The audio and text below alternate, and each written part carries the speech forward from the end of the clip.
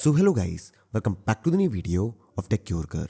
In this video, I will guide you with how you can use Photo Assist on Samsung phones and tablets. So for this, open the Gallery app on your device. Now open the photo you want to edit. For example, let's say this one. After this, tap on this icon. Now use the S Pen to select the object like this.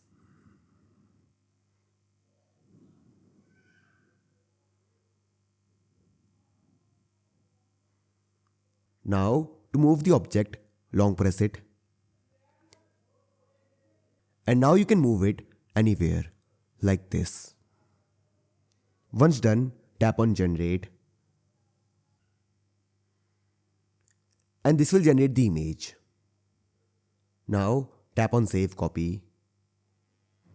Tap on OK. And this will save it.